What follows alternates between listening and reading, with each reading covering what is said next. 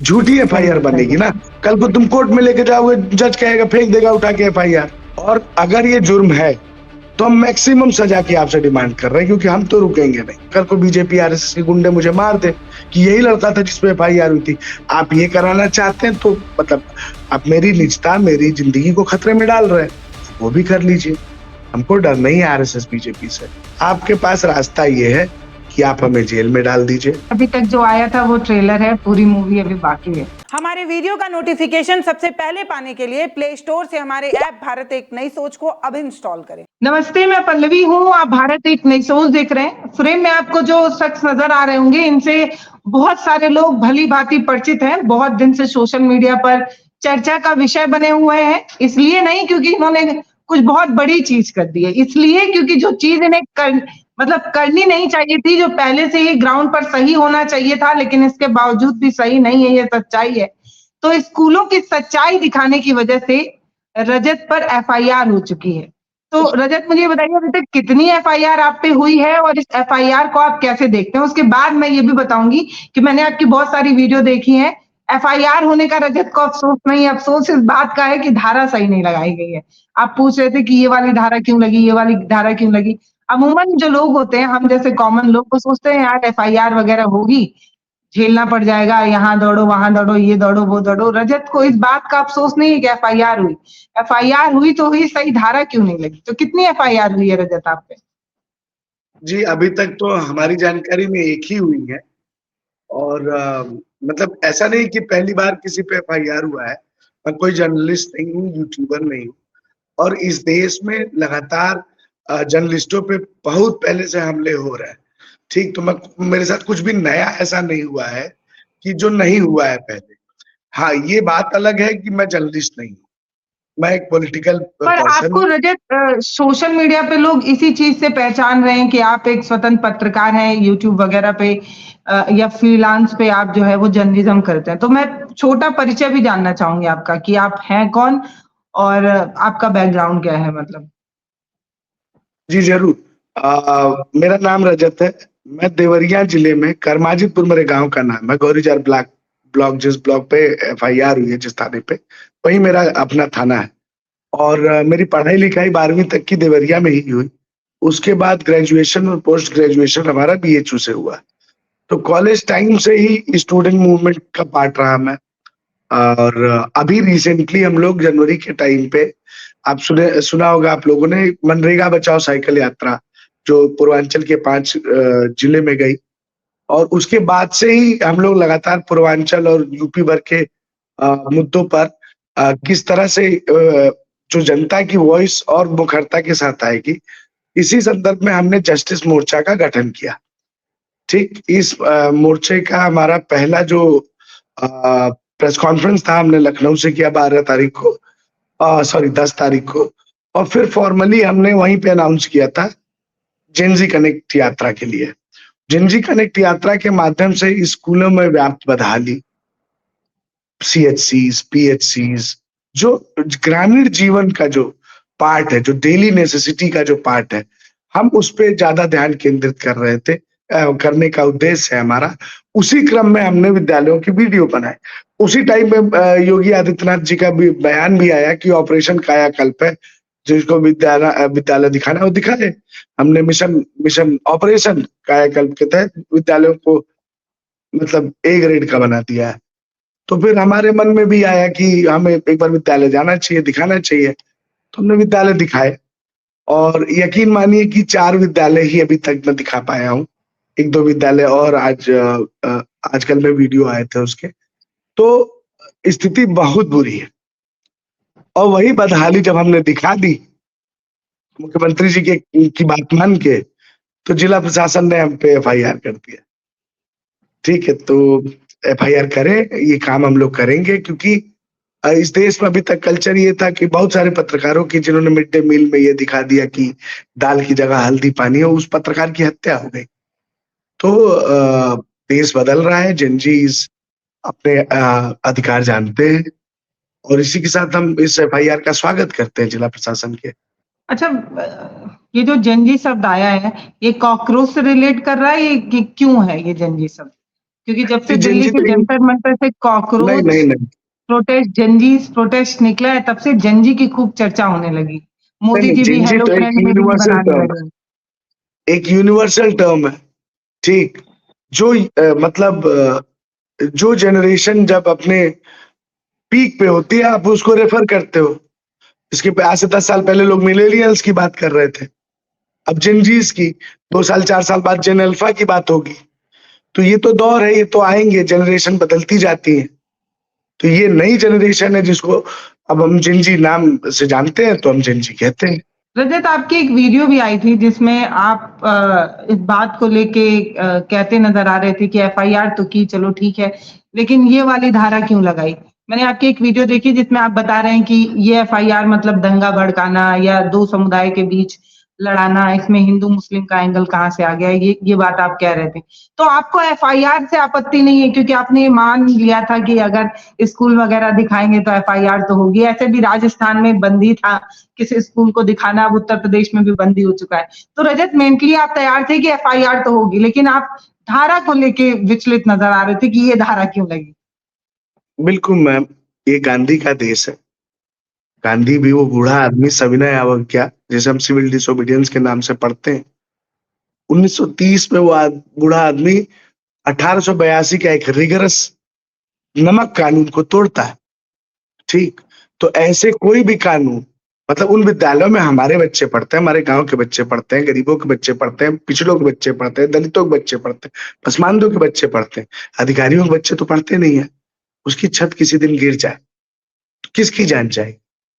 वो जो पानी वो पी रहे हैं उससे बीमारी हो जाए तो किसको? जो कम्युनिटी वहां पढ़ रही है मैडम, वो अफोर्ड भी नहीं कर सकते इलाज। अभी तो हम हॉस्पिटल सीरीज पे पहुंचे ही नहीं है। ये हमारा एक काम प्रशासन करता है, एफआईआर तो कर दिया, हम प्रिपेयर्ड थे, बट फिर भी टाइम जाता है कि उसी में डीएम साहब से भी मिल लिए, थाना अध्यक्ष से भी मिलना हो गया। पर अगर ये वो पूरा दिन एफआईआर नहीं करते तो हम बड़े कंस्ट्रक्टिव वे में कमियां चिन्हित करके जिला प्रशासन को दे रहे थे। हमने 50 विद्यालय की सूची भी दी कि साहब हम आप ही का काम करना चाहते हैं, हल्का कर रहे हैं आपका बोझ, शायद आपके अधिकारी नहीं बता रहे हो, हम आपको सच्चाई बताते हैं कि नहीं है पानी की व्यवस्था स्कूलों में, बाथरूम नहीं है बच्चियों के लिए, ठीक है? मतलब आप समझिए ना कि एक वीडियो में आपको दिखा होगा, एक वीडियो और है हमारे पास जिसमें है ही नहीं बाथरूम, 100 मीटर दूर नहर पे बच्चे जाते हैं शौच को। उनके साथ कभी भी कोई हादसा हो सकता है ना, कोई जहरीला कीड़ा काट सकता है उनको। ये स्थिति है। 80 साल बाद जब हम आजाद हो गए, हम विश्वगुरु बन गए, हम तमाम चीजें कर ली, हमारी 5 ट्रिलियन 20 ट्रिलियन 50 ट्रिलियन की इकोनॉमी की तरफ हम जा रहे हैं, और ये हालत है कि हमारे नौनिहालों को, जो हमारे देश के फ्यूचर है, उनको नहर पे जाना पड़ रहा है इस बरसात के मौसम में। बरसात आज की बात नहीं है, हम लोग को भी ये चेतना होगा कि ये 1928 का विद्यालय था, समाज कल्याण विभाग के अंतर्गत का वो विद्यालय है। 1928 से लेकर अब तक आपने बाथरूम की व्यवस्था नहीं कर पाए। हम कह रहा हूं, हम कह रहा हूं, इसमें हमारे पूरे मैं कम्युनिटी की बात कर रहा हूं, पिछले नेताओं की, पिछली समाज की, सबकी गलतियां हैं। पर हम ये कह रहे हैं कि आप ऑपरेशन कायाकल्प के नाम पे 77,000 करोड़ का बजट पास करते हैं, तो आपको साहब नहीं बता रहा है कोई, हम बता रहे हैं, आप सुधार करिए। तो उसका नतीजा ये है कि आप एफआईआर कर देते हैं। तो मैं कोई नया नया इंस्टाग्रामर नहीं हूं, मैं पॉलिटिकल आदमी हूं। तो ये एफआईआर होते रहेंगे, कल को आप हमारे घर वालों को परेशान करेंगे, मुझे परेशान करेंगे, करिए साहब, आपको शायद यही आता है, जो काम आपको करना था वो तो आप कर नहीं पा रहे, तो आप ये करिए, ये आप यही करिए, जनता आपको एक दिन उठा के फेंक देगी। रजत, एक तरफ सीजेपी का स्कूल ठीक करो अपना मुहिम अभियान चल रहा है, उसी बीच आप लोग भी स्कूल की खबरों को दिखा रहे हैं, स्कूल की बदहाली को दिखा रहे हैं, तो इससे कोई लिंक बन रहा है या क्या है ये? इसी समय क्यों है ये एक सवाल है। नहीं नहीं, मैं क्लैरिफाई कर दूं कि जनवरी में हमने मनरेगा बचाओ यात्रा किया और उसके बाद से 5 जिलों में हम गए, तो हमें ये महसूस हुआ कि जो जिलों में, जिन जिलों से हम गुजर रहे हैं ना, आम जनता, जो लोकल लोग है ना, उनके अंदर पेन है और वो आपसे जुड़ना चाहते हैं। तो हम फरवरी के बाद से लगातार इन जिलों में बैठकें करते रहे, अपनी संख्या बढ़ाते रहें, लोकल लोगों को जोड़ते रहें और फिर इस प्रक्रिया में हम और पहले ये काम करने वाले थे, लेकिन आपको याद होगा अमेरिका ने 3 भारतीयों की हत्या की थी। मिसाइल के ज़रिए गल्फ ओमान की खाड़ी में। इसमें प्रधानमंत्री जी ने आज तक एक शब्द नहीं बोला, मेरे जिले का एक लड़का मारा गया। ठीक? तो हम लोग 20 दिन तक उसके लिए लड़ते रहे, अभी भी उसको न्याय नहीं मिला। क्योंकि किसी को फ़र्क ही नहीं पड़ता है। मैम बहुत मतलब ये बिटर ट्रुथ है, लेकिन किसी को फ़र्क ही नहीं पड़ता कि जो लड़का 8 लाख रुपए कर्ज लेकर नौकरी पे गया था, वो मारा गया। सरकार की तरफ से उसकी बॉडी लाने के लिए पहल नहीं हुई। बॉडी मांगते तो कहना पड़ता अमेरिकन हमले में मारा गया। आप अमेरिका की सरकार से इतना डरते हैं? ये डर है आपका? मेरे जिले का एक लड़का मर गया। हमें धरने पे बैठना पड़ा जिले में। 5 दिन तक जून के महीने में हम लोग बैठे रहे कि उसकी बॉडी तो ला दो, उसके मुआवजा दे दो। उसके 2 छोटे बच्चे, 6 साल का बेटा है, 14 महीने की बेटी है। सरकार ने 5 लाख रुपए जो जनरली एक्सीडेंट पे मिलता है, वो पकड़ा के और छुट्टी। तो मैम हम उस लड़ाई को भी लड़ रहे हैं और हमारा अभी भी देवरिया को लेके ये एक फोकस है कि शिवानंद चौरसिया के परिवार के लिए लड़ते रहना है। हम सरकार में नहीं मैम, हम सिर्फ लड़ सकते हैं। हम बस ईमानदारी से वो लड़ाई लड़ेंगे। देर सबेर कभी न कभी तो इंसाफ होगा। तो इसमें फिर हम जंतर मंतर भी गए, वहां लाठियां भी हमने खाई। तो इन सब में थोड़ा-सा हम लोग डिले हो गए। रजत, ये जो जनजी कनेक्ट यात्रा चल रही है, ये कांग्रेस के बैनर तले चल रही है या इसमें रजत की क्या भूमिका है? रजत अपने आप को एक अलग व्यक्तित्व का आदमी मानते हैं क्योंकि वो इस मूवमेंट से जुड़ाव महसूस कर रहे हैं, वो खुद एक जनजी हैं इसलिए यहाँ पर हैं। क्या है मतलब? मैं आपका वो पूछना चाह रही हूँ, मतलब ये क्यों है आप इस मूवमेंट के साथ? मैं पर्सनली इस मूवमेंट के साथ क्यों? मैं इसलिए हूँ मैम कि मैं जेनजी नहीं हूँ। मेरा अगर डेट ऑफ बर्थ के हिसाब से मैं 2 साल पहले था। मैं मेरी ट्रांजिशन फेज का हूँ। ठीक है? तो हम उसी दौर के हैं जो बेरोजगार रह गया। ठीक? तो हम वो दर्द जानते हैं जो जेनजीज कह लें आप या जेन अल्फा कह लें, उनके सामने वो आने वाला है। ठीक? और हम ये भी जानते हैं कि ये शिक्षा की बदहाली, अगर हमारे थाना अध्यक्ष को ये पता नहीं है कि किस उसमें सुसंगत धारा लगानी चाहिए, तो शायद उनकी भी शिक्षा कमी है। और ये बात भी है कि मोरल वैल्यू ऑफिसर्स के अंदर नहीं है। ठीक? कोई नैतिक जिम्मेदारी नहीं है किसी की, कोई जवाबदेही नहीं है। मुद्दे जो हम चुनते हैं, वो मुद्दे क्या हैं?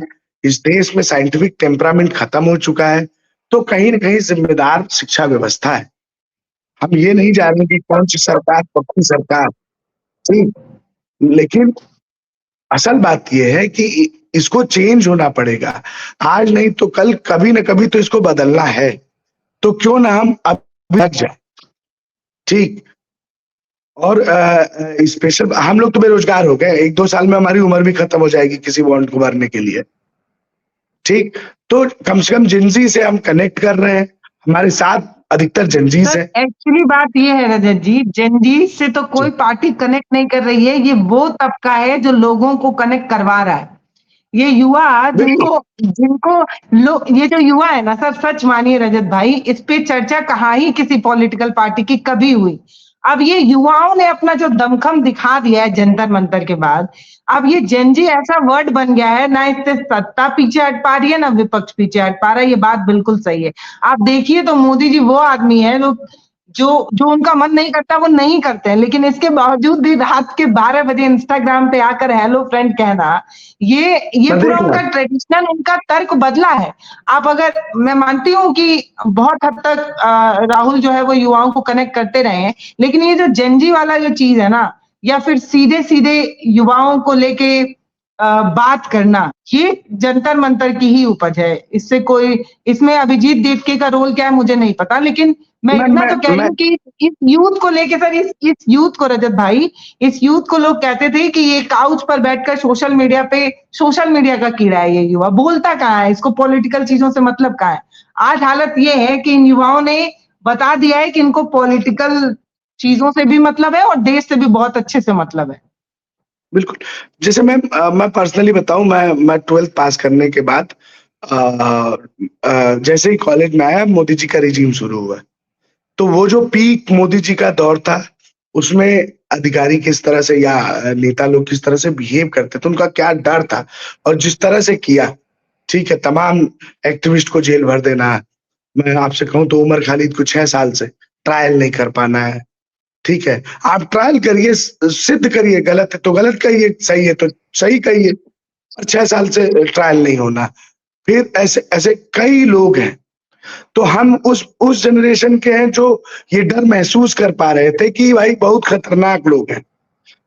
अब मेरे साथ एक छोटा भाई है जो यात्रा में ही है, वो मुझसे बोला है कि भैया, मैं जब 2 में था ना तब मोदी जी आए, अभी मैं 12th पास कर गया हूँ और मुझे अब बर्दाश्त नहीं हो रहा है, ये आदमी क्या बात कर रहे हैं ये लोग।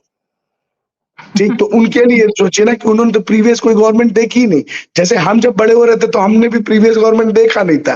तो वो रेज था कांग्रेस को लेके कि कांग्रेस को हटाना है, अन्ना मूवमेंट कह लें आप या इंडिया अगेंस्ट करप्शन, इन सब का इम्पैक्ट हम बच्चों पे बहुत पड़ा था। अभी हम वोटर नहीं हुए थे, बट हम ये चीज क्लियर थे कि कांग्रेस को हटाना है। सेम उनके साथ भी उन्होंने दूसरा कोई रिजीम देखा ही नहीं कि वो कंपेयर भी कर पाए। जैसे हम तो बाद में कंपेयर कर रहे हैं ना कि यूपीए में राइट टू एजुकेशन आया, आरटीई आया, वेंडिंग एक्ट आया, ठीक, ये वो एक्ट्स थे, मनरेगा आया, जो पब्लिक लीनिंग एक्ट थे, जनता के लिए बने।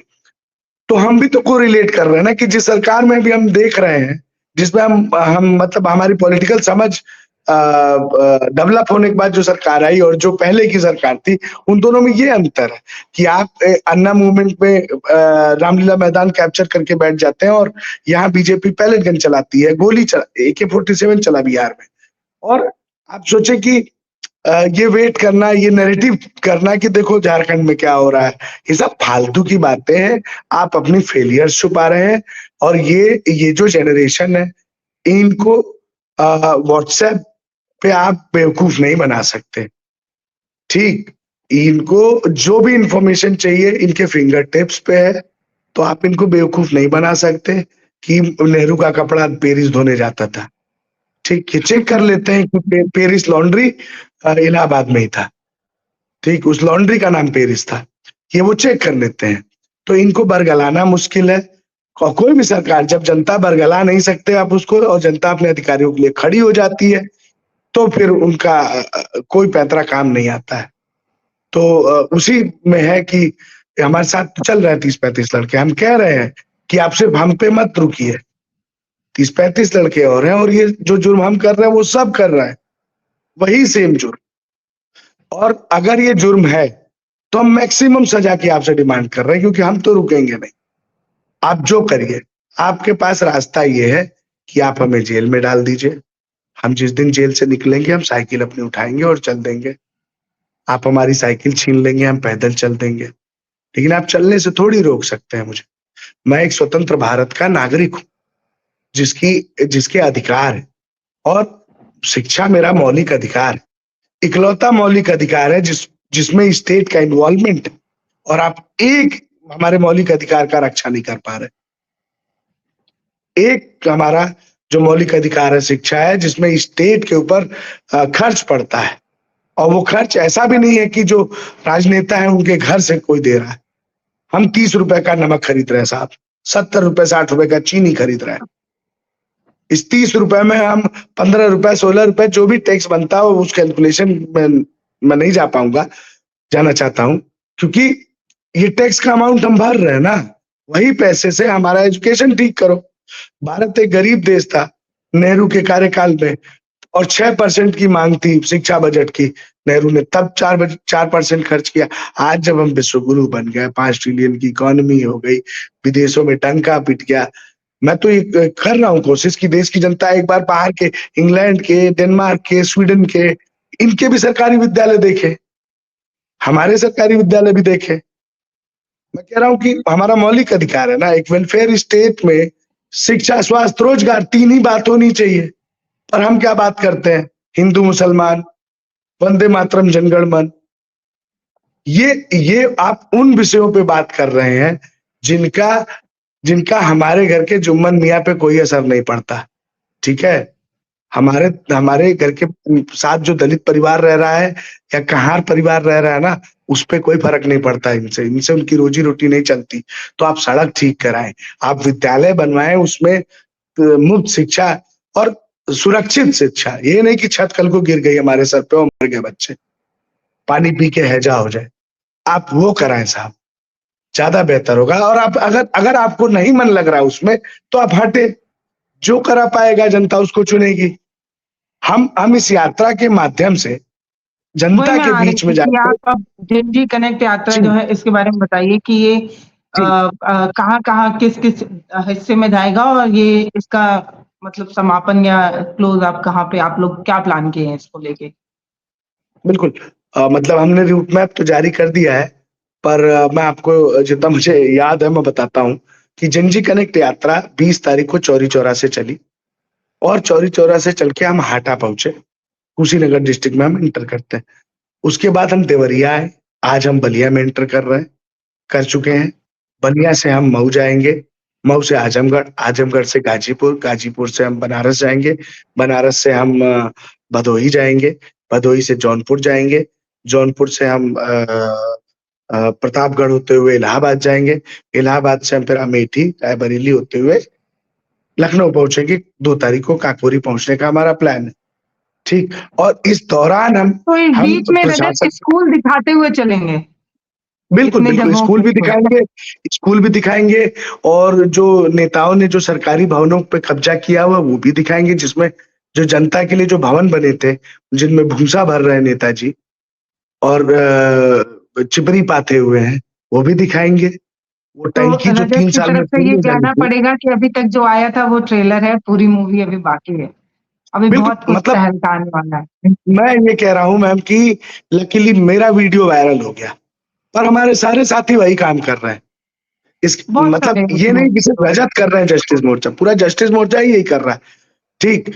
तो हम कुछ दीवानों की टोली है, जो निकली है और हम जनता के बीच जाते हैं। हम कोई फैंसी गाड़ियों में नहीं घूमते, हमारे पास साइकिल है और हम साइकिल से जनता के बीच जाते हैं, पर्चे के माध्यम से बात करते हैं, उनको कनेक्ट करते हैं कि चाचा, भैया, दीदी, काकी, चाची, ये समस्या है।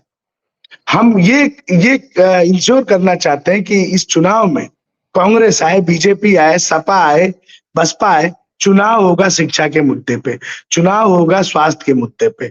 ये बाकी मुद्दे आपको जो बात करना है बात तो करें, ये तो हम जनता बात को करेंगे पता ही है शिक्षा ना पे। रजत कि क्या समस्या है। आप कह रहे हैं हम जाते हैं समस्या बताते हैं, जनता को तो खुद ही अपनी समस्या पता है।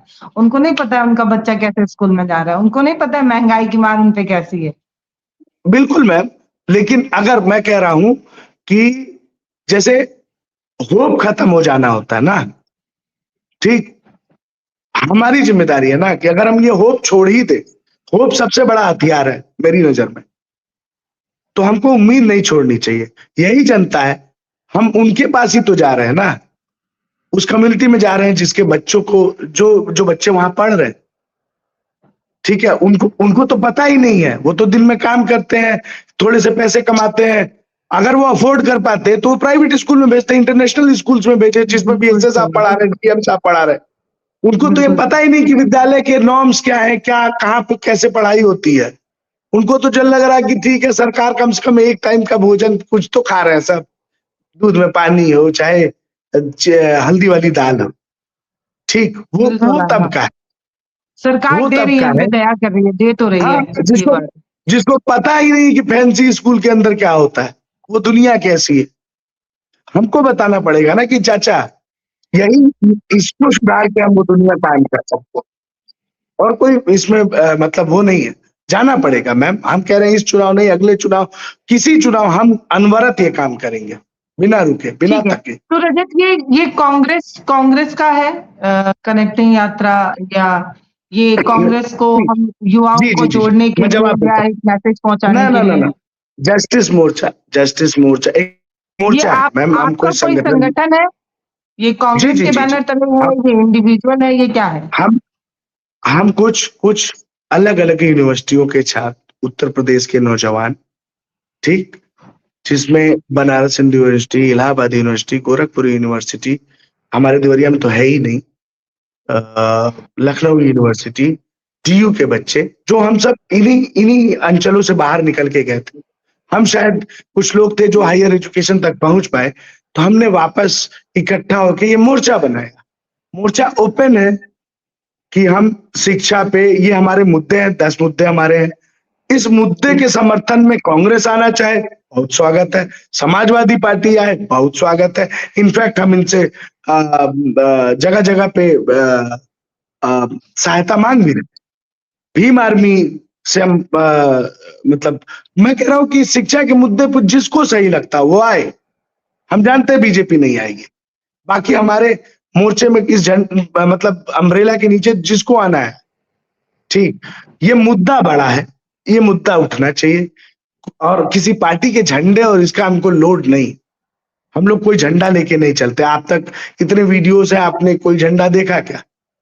नहीं, मैं बस जनरल उसके लिए पूछ रही हूँ कि क्या ये कोई पॉलिटिकल पार्टी है, ये क्या है, इसलिए मैं मोर्चा इटसेल्फ पॉलिटिकल है। हमारा मोर्चा खुद पॉलिटिकल है। हमारी ये मुहिम है, इस मुहिम में जो जुड़े हम उसका स्वागत करते हैं। तो हाँ, वो बीएसपी हो, सपा हो, कांग्रेस हो, रिस्पेक्टिव ऑफ पार्टीज। रजत, अभी तक सिविल किसका सोसाइटी सपोर्ट आपको मिला है? सपोर्ट इन द सेंस कि ऐसा है कि हम लोग को बहुत कुछ चाहिए होता नहीं है। कोई दोपहर का खाना खिला दे, कोई रात का खाना खिला दे, कोई रहने की जगह दे दे, ठीक है। तो ऐसे में एक अभी मैं किसी इंटरव्यू में ये बता भी रहा था कि एक भाई है बेंगलोर से जो कह रहे थे मदद करना है। हमने पूछा कि आप जो भी आप मदद करना चाहते हो आप कर सकते हैं। उस भाई ने 5,000 रुपए भेजे, ठीक। तो ये हमारे सुबह के नाश्ते और दोपहर के खाने की व्यवस्था थी। उसके बाद हम जहाँ आगे बढ़े, एक चाचा थे जिन्होंने बोला कि हम आपको छोला समोसा खिला सकते हैं और हम चाहते हैं खिलाना। उनको देख के लगा कि शायद ये 30-35 लोगों का वो बिल ना दे पाए।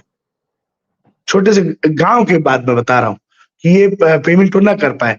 पर इंटरेस्टिंग है, भारत का दिल इतना बड़ा है, लोगों का दिल इतना बड़ा है। वो बोले कि बाबू उधार रहेगा, हम बाद में चुका देंगे, मेरे गांव का ही दुकान है, ठीक। तो ऐसे ही कुछ पॉलिटिकल देवरिया में हमको सपा ने भी मदद किया, ठीक है। कांग्रेस के लोग भी मदद कर रहे हैं और ये लोग पूछ रहे हैं कि भाई आप अगले कहाँ पे जा रहे हैं, वहां पे हम क्या व्यवस्था कर सकते हैं। तो जो व्यवस्था जो करा दे हमारे गंतव्य पे जो पहले पड़ रहा है, हम उनके साथ सहित चले जाते हैं। तो हमारा कोई बहुत बड़ा डिमांड नहीं है कि ऐसा हो वैसा हो। हम मनरेगा यात्रा में स्कूलों में सो रहे थे, पंचायत भवनों में हम सोए, ठीक। तो अभी कोटवा में, देवरिया कोटवा में रात भर बिना बिजली के सोए।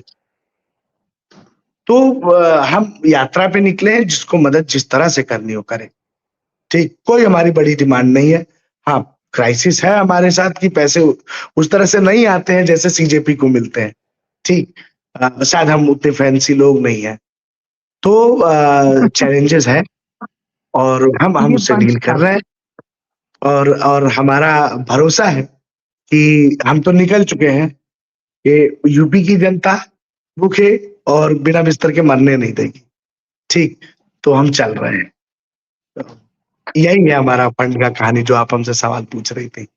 यही है, इतना ही सहयोग हम बाकी पार्टियों से भी ले रहे हैं, इससे ज्यादा कुछ नहीं। मैं समझ सकती हूँ रजत, आप लोग बहुत लंबी लंबी यात्राएं कर रहे हैं साइकिल से। अपने आप में मुश्किल है इस गर्मी में चल पाना, बार बार हर जगह रुकना, लोगों से बात करना। तो बहुत धन्यवाद अपना समय देने के लिए और अपनी बात रखने के लिए। बहुत सारे लोगों की इच्छा भी थी कि ये क्या है, क्यों है, कैसे है, इसके बारे में बात किया जाए। और आपको भी लोग जानना चाहते हैं कि ये शख्स कौन है जो एफआईआर के बाद चिंता इस बात की है कि धारा सही क्यों नहीं लगाई। तो ये शख्स कौन है, ये विचलित आदमी? ये मतलब एक होता है, मतलब एक आम आदमी सोचता है कि एफआईआर हुई, थोड़ा चिंता की बात होती है लोगों को, लेकिन रजत ये कह रहे हैं सही धारा क्यों नहीं लगी। तो मैंने ढूंढ निकाला है आपके लिए रजत को। जी जी,